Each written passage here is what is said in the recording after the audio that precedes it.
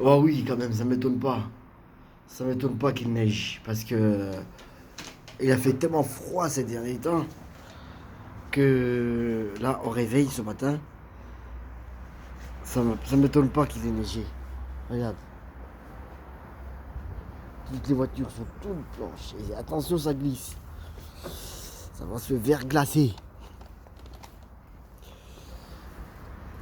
Et ben moi, ça m'étonne pas parce que d'ailleurs, je préférais qu'il neige. Je m'attendais à ce qu'il neige comme ça. Quand il neige, il fait pas froid en fait. Quand il a neigé là, quand il neige, il fait pas froid. Parce que ces derniers temps, oh là là. Bon, un peu de sérieux. Alors, je disais que se passe-t-il à Mayotte? On entend que ça partout dans les informations.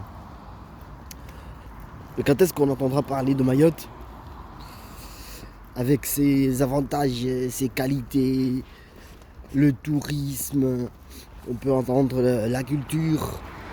Quand est-ce que on peut parler du lagon, des dauphins, des baleines et d'autres choses à Mayotte, le mont Chungi et plein de bonnes choses qui sont là-bas. Parce que les informations, c'est la violence, caïssage des bus, bandes organisées qui terrorisent la population. T'imagines une bande cagoulée, cagoulée qui monte dans un bus scolaire, qui terrorise les enfants. Ils se promènent avec leurs machettes, ils ont peur de personne. Ils se promènent avec leurs machettes, ils ont peur de personne. Et ils voient la télévision, ils viennent vraiment déclarer qu'ils partent en guerre. Ils montrent leurs machettes, ils ont peur de personne. La population, maintenant, est 45%. 45% de la population, maintenant, elle est issue de l'immigration clandestine. T'imagines? Normal que la plupart des Maoris partent à La Réunion ou en métropole. Oui, mais c'est pas la solution. C'est pas la solution parce que ça veut dire que on abandonne, on cède notre île aux trois Comoriens. Mais le problème, c'est que il n'y a pas que les Comoriens là-bas. En fait, on n'en parle jamais, mais il y a de l'immigration qui arrive de partout. Des côtes africaines, ou de Kenya, Nairobi, ou d'Inde. Même des fois, il y a des Chinois là-bas. Donc, le gouvernement fait quoi? Il n'y a pas de place.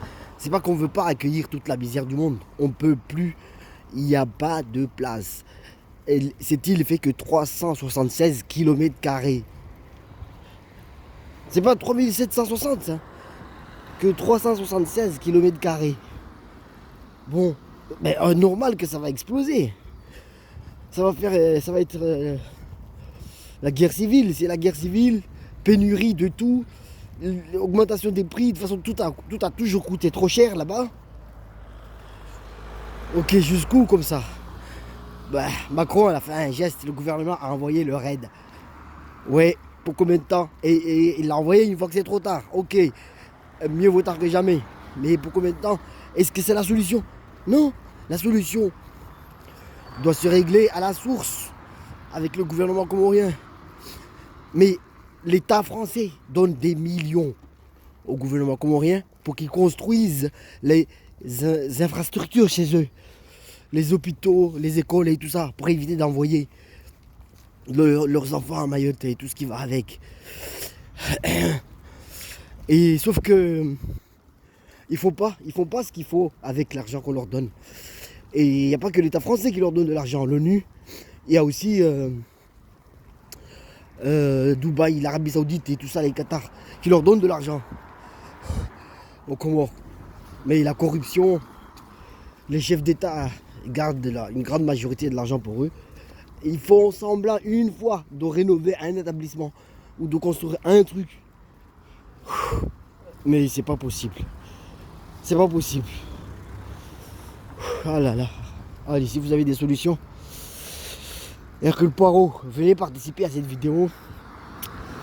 Likez, commentez, dites-moi tout, proposez des solutions. Allez, à bientôt. Bonne journée.